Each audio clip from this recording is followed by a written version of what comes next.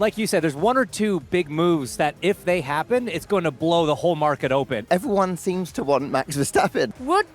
Could they disrupt what we're seeing? Well, the 2026 grid may be set, but we have clues to how 2027 could look already. Today, we are going to be discussing the stories that everybody is talking about, the moves that could possibly happen, and the domino effect that could see the biggest shakeup the grid has seen in years. Joining me are two guys who spend an awful amount of time analysing this kind of thing, James Hinchcliffe and Lawrence Barretto. Guys, welcome along. Let's get into it then. Yes, 2026 is set. How stable is it really, Lawrence?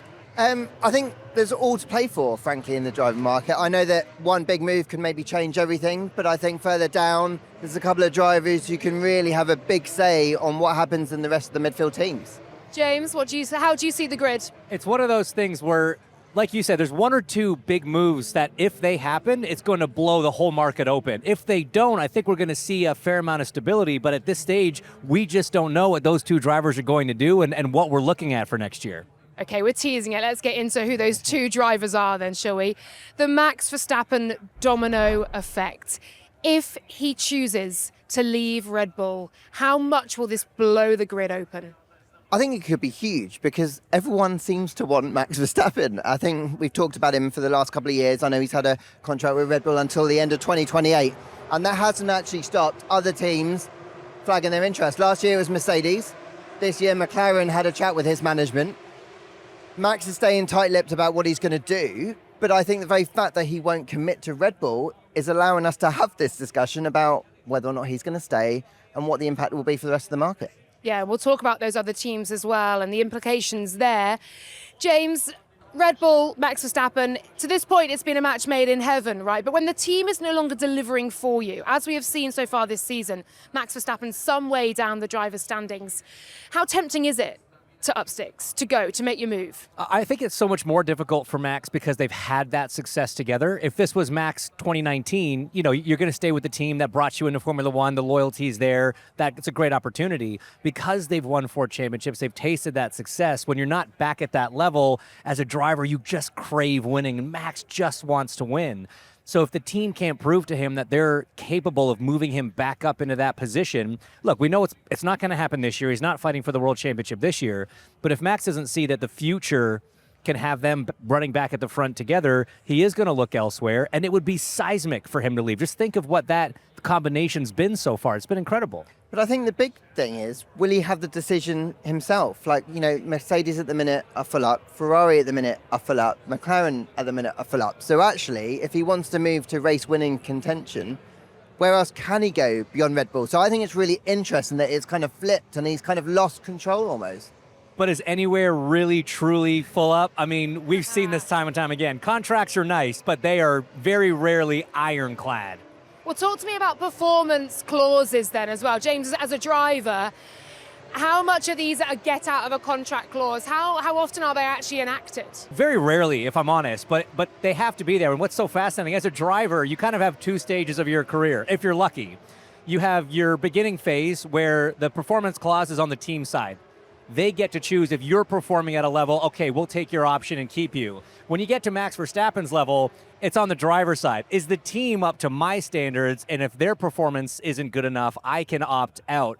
That's the position Max is in. I think Max, any contract he has from now on, is going to have that in there because he's earned that right. Realistically, you've not seen that enacted too often, but this is Max Verstappen we're talking about. There's a lot of things he does that are exceptional and maybe outside the norm. I'm actually intrigued, just quickly, on whether or not he will be able to have this clause in his contract going forward, because I think up until this point, he had Mercedes chasing him, so Red Bull would kind of maybe want to give him that clause, whereas now, if Mercedes, McLaren and Ferrari don't go after him, why do Red Bull have to add that clause? And then that will change the driver market beyond 27 into 28 and 29, because he won't have that clause. And to be fair, yeah, he hasn't enacted it yet, but I think to have that kind of comfort blanket gave him the strength, and it'll be interesting to see whether he'll be able to carry that going forward. There's so often very little room in sport for sentiment and emotion, but Red Bull looks remarkably different now to how it looked when Max Verstappen was winning his first, second, third, fourth title, for example. Will it be difficult for him to walk away from a project that he has devoted himself to? Emotionally, yes, but again, you kind of have to separate head and heart, and I think Max is capable of doing that, certainly. But he's a human being, right? He's got emotions, he's got connections. So a lot of the people in the factory, we focus a lot on the people that have left.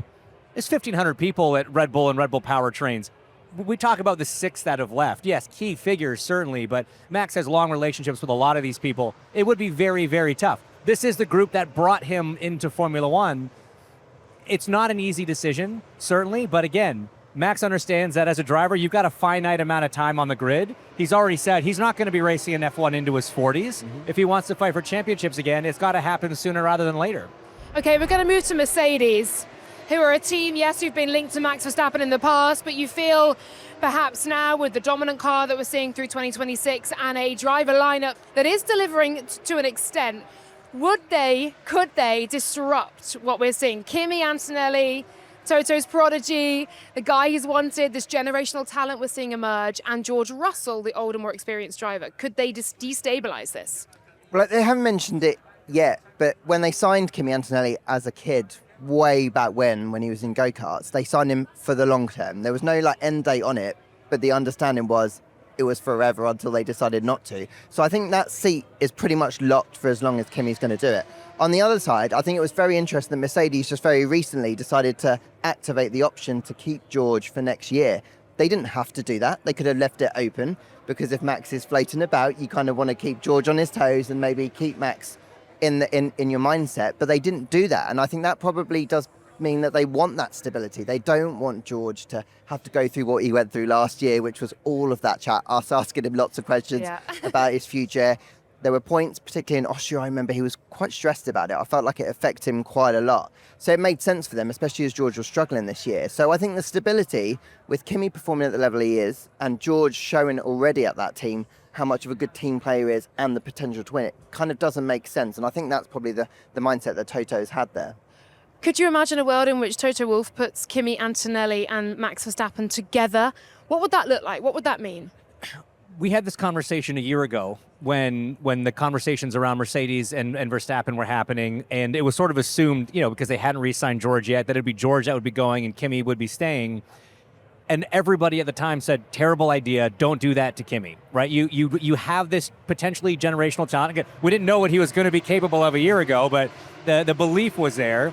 You put him next to a driver like Max Verstappen, who is systematically dispelled of every teammate he's ever had, you really risked upsetting that kid's entire future. I don't think that changes today. I think putting Max beside Kimi, even at the level that he's performing now, has more risks than benefits. And so this is not a unique perspective. We've heard a lot of people already say it. I don't think Toto wants to do that. I don't think he would want to do that to Kimi, and I think that's part of the reason why they took that option up on George.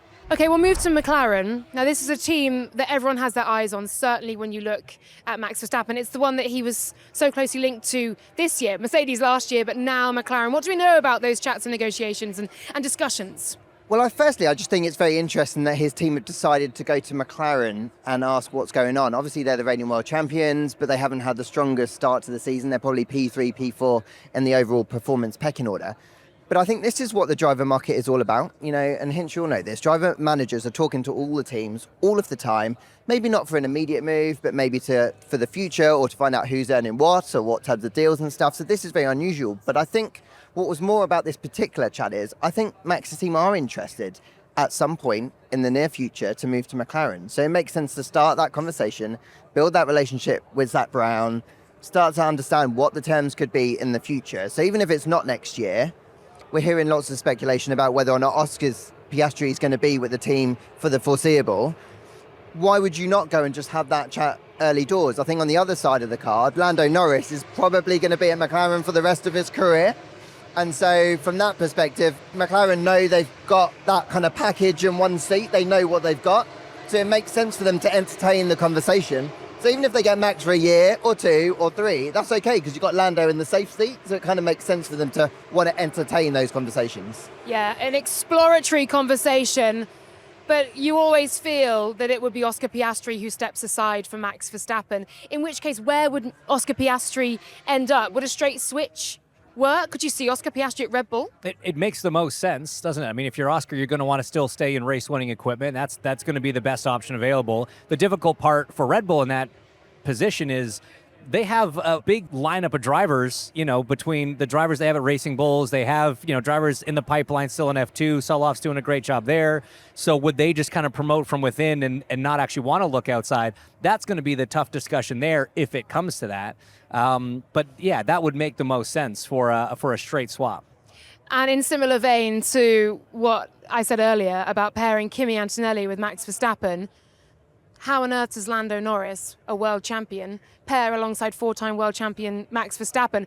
And where does Zak Brown's loyalty and allegiance lie with the guy who's devoted his entire career to the team so far, or to his new shiny four-time world champion? How do they balance two number one drivers once again in that sense? They've been doing it, right? I mean, last year you had two drivers, neither of which had won a world championship yet. Both had a lot of potential, and the team did a great job. I know that a lot of people gave them a lot of flack last year for how certain situations were managed. Ultimately, they won the Constructors' title and they won the Drivers' title. Job done. That's a team that knows how to do it. They've done it. You ask, where's Zak Brown's allegiance? Zak Brown's allegiance is to McLaren. And so I think having that combination, that's a different prospect than, say, Max and Kimi. I think that could be a very interesting one. Max and Lando, they're good friends. They've had a kind of on-again, off-again relationship through some of their championship battles, but ultimately they're good friends, massively competitive individuals, and it would help push the team forward. Not to say that Oscar's not doing that, but it would be an interesting combination. And I think if you maybe looked at Lando before he'd won the world title, you might think that maybe it was a bigger risk, because he's got the confidence now, I think, since he's won that world title. And I think Zak will see that. Zak knows Lando better than anyone else. When he joined the team as racing boss, he wanted to do what McLaren did with Lewis, bring someone through, and he's done that exactly with Lando. So I think that his allegiance will always be to McLaren, but I think he also has that really strong tie to Lando, and I think he will be able to help Lando and then balance it out quite nicely between Max. Actually, the more we talk about it, the more it kind of makes more sense for Zak to maybe consider doing this in the future. But I think that gives him all the cards, doesn't it? Zak's in a spot where Lando's never been in better shape mentally and physically. He's got that world title under his belt, and then he's got a driver who everyone wants wanting to come to him. Like, Zak probably can't believe his luck. Zak's a smart guy, and he said, I'm happy with my driver lineup, but you're never not going to take a phone call from a four-time champion. Exactly. So he just leaves enough of a window there. But I also wanted to throw something out there. We all talk about Lando staying with McLaren and Oscar being the obvious one to leave. Lando's a world champion now. His stock has gone up. He said recently in an interview with Tom Clarkson on Beyond the Grid, there's only one team that I would leave McLaren for. Didn't say who it was, but left the door open that maybe if he got some absolutely record-breaking deal from whatever team that is, he could be tempted away from McLaren, and it's not necessarily Oscar that's going if Max decides to go to McLaren. So there's a lot of possibilities. And in equal breath, I was going to say, I actually think Oscar Piastri would equally be a brilliant pairing alongside Max Verstappen. You've got two drivers there, I think, with similar mentality.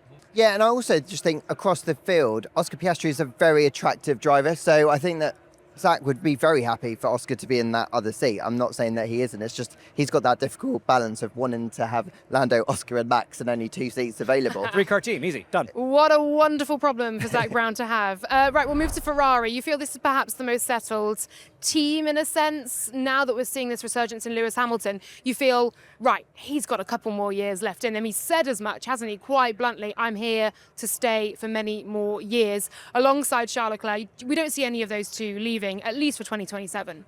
No, at the moment it looks pretty set there, and that's for two reasons. Charles obviously signed this incredibly extended contract, so that's going to keep him at the team for several more years to come.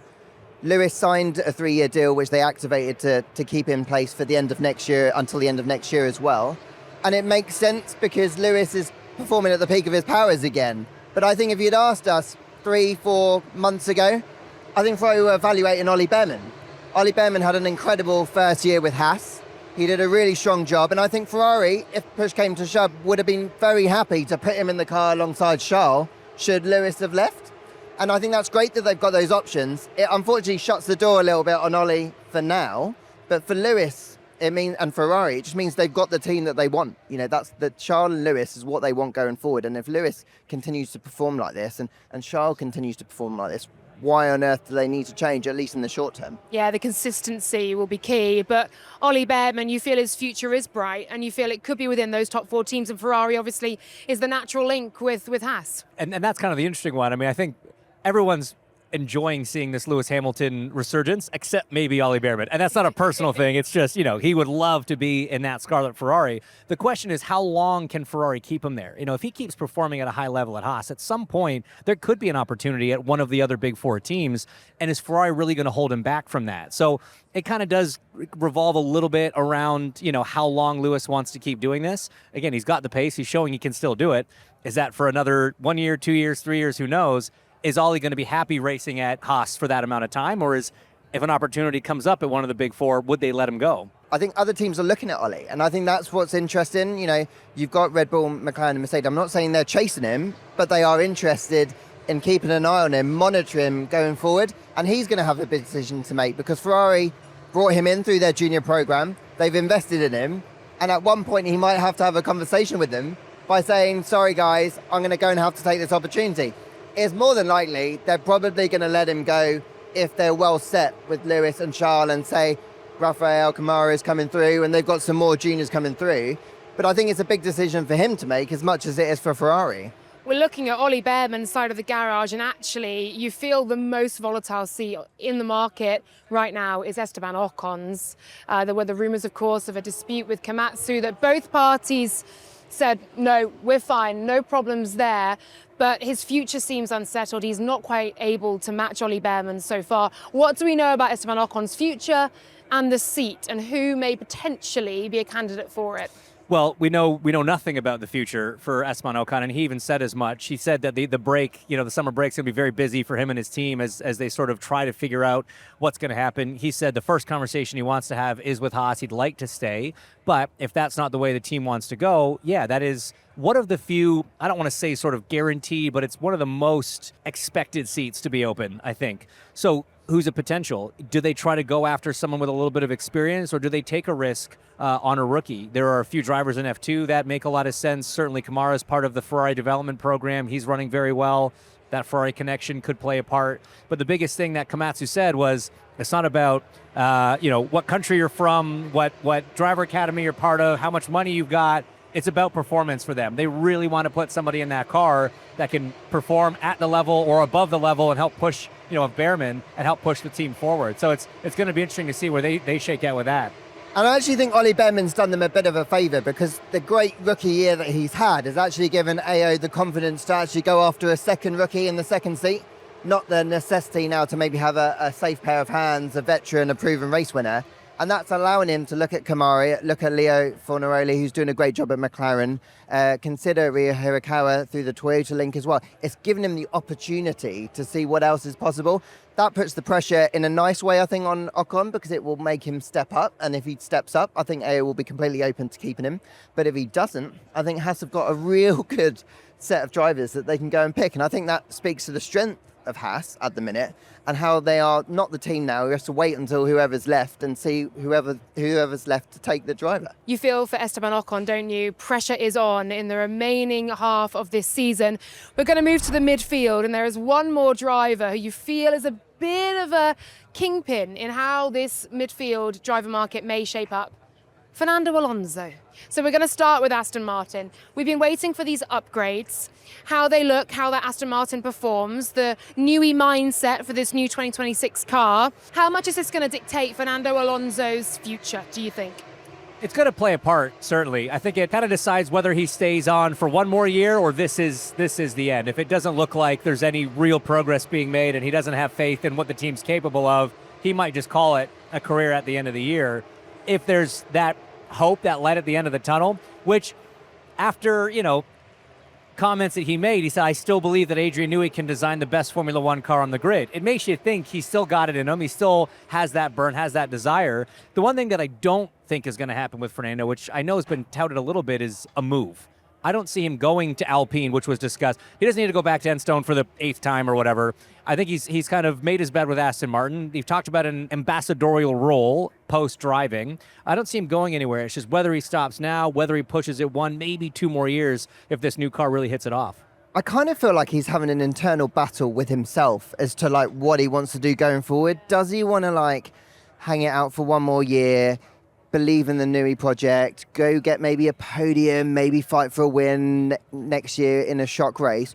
Or does he want to consider moving into management, having a bigger part to play and using all of his 2 decades worth of experience with Aston Martin and help them become world champions in a different way? Does he want to look elsewhere? I think I agree with Hinch in that I don't think he wants to do that. I think he's decided that. But it's a big summer for him to evaluate the package that Nui has brought. My feeling is he's pretty pleased with what they said they were going to deliver. They've delivered that, and he knows what's coming in the pipeline. And I'm getting the feeling that's probably enough to hang it out for 1 more year just to see whether or not it's good enough, and then who knows what will happen in the future. But until he decides that, it kind of puts a bit of a block on the rest of the midfield who are kind of waiting for him, because actually, whether or not he stays, that is a sought-after seat, because it does look like they are going to be making progress. When, I don't know, but it will become more sought after. Okay, we'll move on to Williams. It's a team, similarly to Aston, who have absolutely not performed to the extent that they would have wanted this season. They've started on the back foot. They've got a car coming in later months, Baku, for a bit of a revamped car, but not quite the B-spec that they'd want. And they aren't sure the performance direction they're going in. It almost feels they're putting everything on 2027 already. For Carlos Sainz, who was promised the world, picked up 2 podiums last year. The future looked bright with Williams, and equally for Alex Albon as well. This will come as a huge blow. Where do you see those two lining up for their future? Certainly for Carlos Sainz. I think it's a tricky one for Carlos. It's not as bad as the decision he had to make last year between 3 teams, but I think he does have this decision to make about whether or not he still believes in the Williams project, or if he wants to roll the dice on another project that is probably still in its infancy. Now, for me, he has a couple of options. He could go to Aston Martin, who actually chased him early doors before Fernando Alonso stayed on in that seat. He's got to believe whether or not he understands that project going forward. And he's got an option at Audi, who were also chasing him last year. Or he stays put at Williams. And I think until Fernando decides what he's going to do, he can't really make that final call. My feeling is that he signed up to the James Vowles project at Williams because he believed in James Vowles. And I think that belief remains. I don't think he's flip-flopped from that. So my feeling is it will give 1 more year to see whether or not this Williams project, which shocked us all, to be fair, and got P5 last year. He got 2 podiums, which he 1000% did think he was going to get last year. I think he will believe maybe 1 more year. But until that Aston door is definitely shut, until Audi have definitely decided what they're doing, it doesn't kind of make sense for him. He's quite a sought-after driver. And he signed with the intention of being there long-term, right? That's what he always said. It was never going to be a stopgap. It was something that he committed to. In the moment when it's not going well, it's easy to get frustrated and start just have your eye wandering a little bit, right? But I agree with you. I think he believes in James Vowles and in the vision that he's got. The potential's there. And I think if, James made an interesting point that the stresses put on the team this offseason of developing the new car exposed some more weakness. And so it's shown, where the team needs to improve. And that guy knows how to improve it. So I think 1 more year there makes a lot of sense for a lot of reasons, because it's going to make the picture at Aston clearer. It's going to make the picture at Audi clear. I'm pretty sure Hülkenberg had a 3-year deal when he first signed with Sauber into Audi. So next year is almost a better time for Sainz to be looking at some of those other options anyway. Give Williams the benefit of the doubt. Stay committed to the program that you said you wanted to do long term. If by the end of next year we're still having this conversation, it might be time to look elsewhere. I love this. I'm like, could Fernando Alonso move? Could Carlos Sainz move? And you've just said basically no to both. Wait till 2028. Thanks, guys. No, I still think he could. I think he could. I'm going to be in that camp for a little bit. Anything can happen. When Fernando Alonso went to Aston, that was huge, wasn't it? Anything can happen. Exactly. I mean, it's less exciting on the other side of the Williams garage because I'm pretty sure Alex Albon's going to stay. I think he's been a great driver for that team. He's real built his career there. James Vowles really likes him. And actually, if he can manage to keep hold of Albon and Sainz, I think that is a good lineup for where that team is at in terms of trying to make that progress. They work together so well. No one wants to be number one at this stage. They will do whatever they can to bring the team up. So actually, I think Williams in a really good spot, aren't Those they? 2 guys, they were 5th in the Constructors last year. Yeah. They've got 2 great drivers. It's a great lineup. And so if they can just get on top of the car issues, I think they're poised very well for the future. Okay, Cadillac, do they stick or twist as they continue to develop this program, look to the future, look to move forward? Well, it's funny. We had this chat a year ago, right? Sitting just Right over here. there, and that was when you and I both agreed they should go Checo Perez and Valtteri Bottas, which ultimately they ended up doing. And I think it's been to their benefit in a huge way, Absolutely. having that amount of experience behind the wheel for a brand new organization. You look at what that team's done. I think it's exceeded expectations in a lot of ways. I think they've come up short in a couple areas. that almost makes you think that staying with experience is the move. Certainly, there's a lot of rumors, and the goal was always to bring Colin Herta over to Europe, have him run F2 with a view to eventually graduate him up into the Formula One program. Is that for 27? Does that need another year of maturation before he's ready? Those are questions kind of outside of our pay grade, but I think for a team still in its infancy, experience is not a bad thing.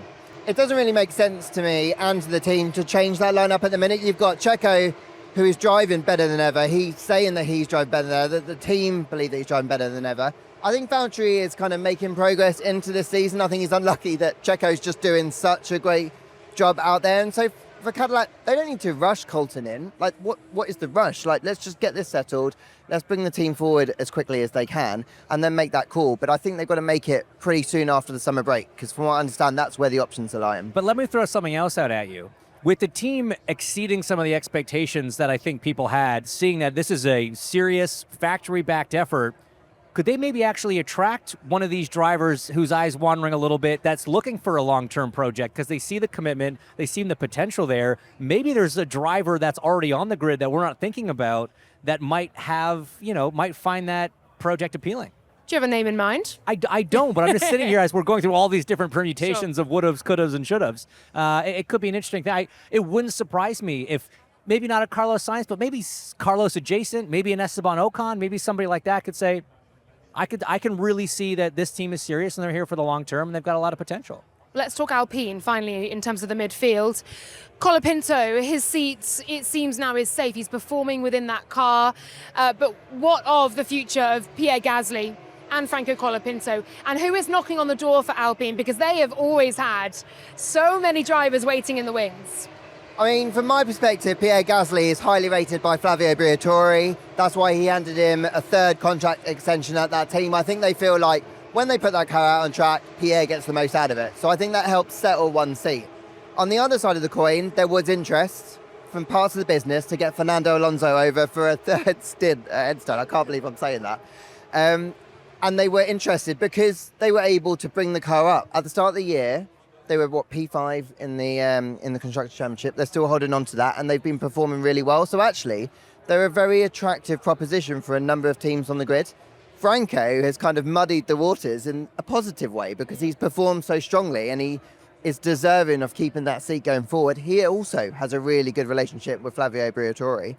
But I think that seat is open if others are interested in trying to wangle their way into that. And I think with Flavio, he's kind of probably in no rush to make that decision. But from what I'm hearing, Franco is the overwhelming favourite to keep that seat. Yeah, you feel Franco is as safe as he can be, given that it is Alpine and the performance and his future can hang so easily on how it flows this year. And it's such a tough position for a driver, right? If you're in that situation where you know your seat is kind of always the one in jeopardy, and some drivers thrive in that environment, others love the security. I mean, I had different points in my career where I actually performed really well in contract years because that pressure's there, and you know when you have a 3-year deal and you're in year one, you can get too comfortable, you can get complacent sometimes. So some drivers really excel when they're really under that sort of pressure. Others like that arm around them. It's like what Red Bull tried to do with Checo, giving him that contract extension really early in the season to try to help get the performance back up. It just depends on the situation. But Franco, under the pressure that he's under right now, I think is doing a great job. And if we're talking about the midfield, we have to look to the front, and that is Racing Bulls. That brings us back to the Red Bull family. And I've got to ask, what does Red Bull look like without Max Verstappen if he does choose to leave? And equally looking at the Red Bull family in a wider sense, Racing Bulls, Arvid Lindblad and Liam Lawson both performing so well. Racing Bulls towards the very front of that midfield. But you've got Solov waiting in the wings, haven't you? Alan Pervain has already said he's next in line, whenever that may be. What of this Red Bull matrix? Who falls where in 2027 and beyond? I think Red Bull as a group are in a really strong position in terms of the conveyor belt coming in. You just touched on it, Laura, that you got Arvid Lindblad, who looks like he is going to have a good future in that family of 4 cars that they've got across 2 teams. You've got Liam Lawson now delivering at a level that we weren't sure he would be able to do. Whether or not he'll ever make the step up to the Red Bull main team is still open to question. Then you've got Solov waiting in the wings. So they're pretty set there. I think what is less clear is what do they want to do with the main team if Max leaves? Do they want to have 2 Red Bull juniors in there and a slightly more inexperienced lineup with Hadjar and one of their juniors? Or do they want to keep Hadjar, who is doing a fantastic job, and they are very delighted with the fact that they've promoted him and he's stepped up in that second seat? Do they then go and bring in experience from elsewhere? Now, I think they had a lot of success bringing Checo in when they went outside the family in that early phase, and they will take hope for that. But it's all kind of down to what Laurent Mekies wants to do. What does he want this new Red Bull to be? Does he want to be someone that brings the Sebastian Vettels through to become world champion, and then do you take that punt on those? Or does he want to go out in the market? For me, with Oscar Piastri potentially available in the future, it's quite difficult to overlook that. When you don't have to rush the ones coming through, you don't need to rush Lindblad through, you don't need to rush Solov through. You're actually quite well set. So this could be an opportunity for Red Bull not to make a mistake like they have done in the past and bring drivers through too quickly. Yeah, I completely agree. I mean, I think if that does happen, you make Piastri an offer he can't refuse. Get him in the team, and you still have time. I mean, Lawson's still early in his career. Lindblad's not even a season in yet. Yeah. There's still so much potential to unlock potentially in both those guys, but you don't know what that is yet. So put in a proven race winner, championship contender that can help lead the team. Not that Hadjar can. I mean, I think the two of them could actually work quite well together and push each other. I do think it's, if you look at all 4 of those seats, in totality, if you were to just, let's say, promote Lindblad up and then bring Solov in, between those 4 seats, I mean, you have like a half-decade total of F1 experience. That's a scary proposition, I think, to compete at this level. So, yeah, I'm with you. I would just go after Oscar so aggressively that he would literally have no choice. We've mentioned a few of the names, but finally, can we just touch on those in the future who will start knocking on the door? Maybe not next season, but certainly in years to come. Just a couple of the names so far. I think for me, Leo Fornaroli is the name for me, not just in McLaren, but Haas are interested in him, and several teams are just saying what a great job he's done in the junior Formula, but also when he's had chances in Formula 1 machinery. He had that shot in Haas, he's had his second shot this weekend in Budapest in McLaren in FP1. So for me, he seems like the one that is closest to knock on the door, along with Kamara. I think Ferrari rate him highly. I think they would be very keen to bring him in as soon as possible. Ferrari are very lucky in that they've got, it's not a junior team, but it's a team in-house that they have a relationship with where it is possible to bring their junior drivers through. So for me, those are probably the 2 new names that are most likely to join the grid in the future. Yeah, and then, I mean, in a weird twist, does someone like a Paul Aaron get an opportunity? I mean, he's performed very well in FP1s for several different teams, over he's been lent out to a couple of different programs, and he's got a lot of potential. I'm with you on Fornaroli, though. I think that one's almost, I think it's kind of agreed if there's one driver that's going to come up in the next 12, 24 months, it's probably likely to be him. And everyone that's worked with him and every car that he's driven, everyone's got rave reviews and he's performed at every level. And just a quick note on that, McLaren would be happy, I understand, to loan him out. So they wouldn't release him like they did with Gabriel Bortoleto to Audi. They would loan him out, and I think that actually speaks volumes about how much they rate him. Want him to go and get experience, but know that their lineup at the minute is pretty locked in. Okay, we're going to have quick fire now. This is the rumour rating game. So you're going to vote each rumour, possible, long shot, or paddock noise. Are you ready? Okay. Verstappen to leave Red Bull. Long shot for me. I'd go long shot. Long shot. Cadillac looks to upgrade after year 1. Long shot, I still think, for me, because I think Checo and Valtteri are doing a good job. I think possible. I think it's possible. I think the performance that they've had is going to attract more people, not just on the driver's side, engineer side, mechanic side, everybody. Mercedes to make a major driver change. Ooh. Paddock gossip.